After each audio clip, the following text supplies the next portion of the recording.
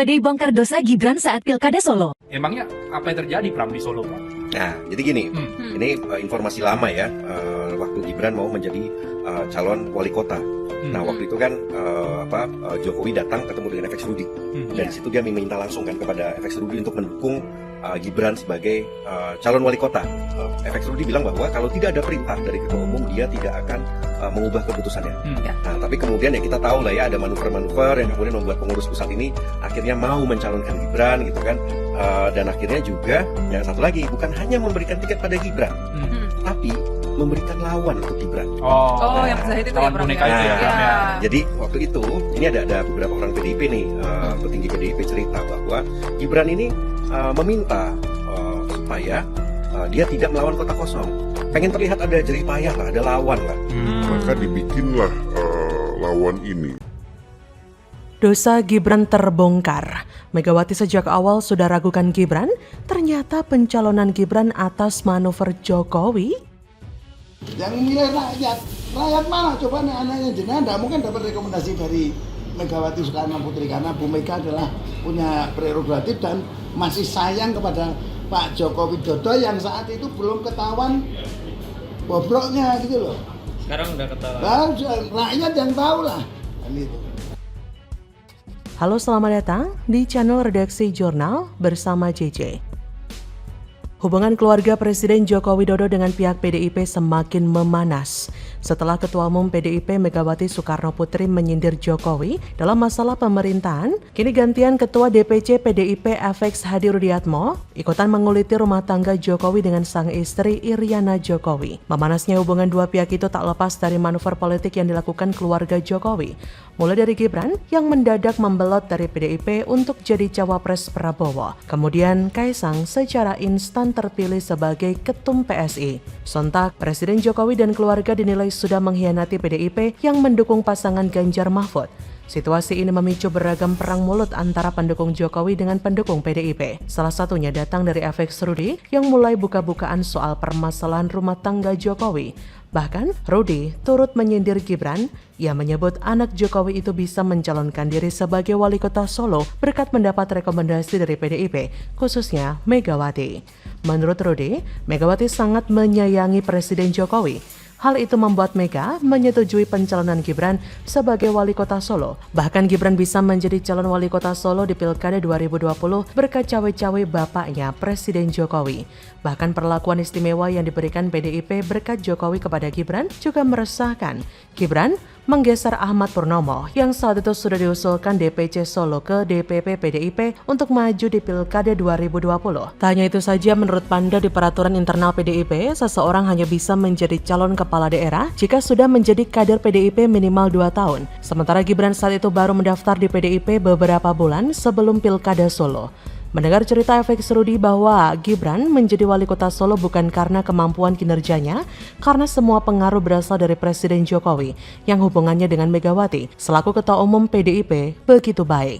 Kelihatan bahwa Gibran belum ada kemampuan memimpin sebagai wali kota Solo dan semua tindakannya dalam memimpin sesuai arahan Presiden Jokowi. Karena kelihatan dari penampilannya berkomunikasi dengan orang lain serta mendengarkan pidatonya yang kurang baik dan kurang meyakinkan sebagai wali kota Solo. Bahkan saat pemilihan, Gibran juga sempat meminta untuk tidak melawan kota kosong. Niatnya agar bisa terlihat ada jerih payah.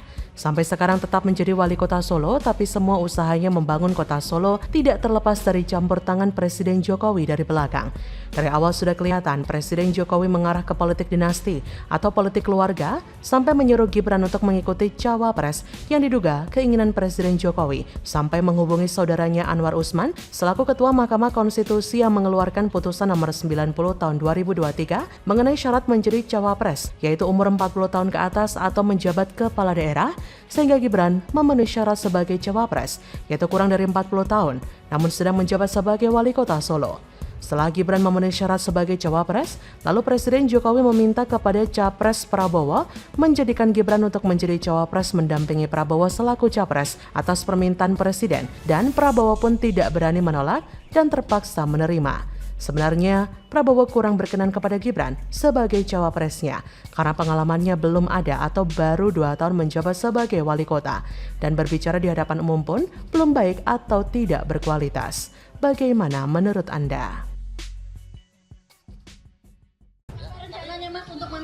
menstabilkan harga ini? Temen ya? Enggak, akhir tahun kan memang harganya lagi naik semua nih Bu ya. Insya Allah awal tahun udah stabil ya. Nah, ini dari sisi konsumen ini. Ya Pak. Komunikasi Gibran buruk, ditanya ibu-ibu harga pangan naik, Gibran langsung panik, sebut akhir tahun naik semua. Parah, anak SD juga bisa jawab kayak begitu. Yang jelas, kemampuannya masih jauh lah dari yang dituntut terhadap seorang cawapres. Menghadapi pertanyaan-pertanyaan sulit, Mas Gibran kerap menjawab dengan tidak nyambung. Cara komunikasi Gibran ini boleh dikata jauh lebih buruk dibandingkan dengan ayahnya, Presiden Jokowi, yang memang dikenal kurang punya kemampuan bicara yang baik juga. Halo, selamat datang di channel Redaksi Jurnal bersama JJ.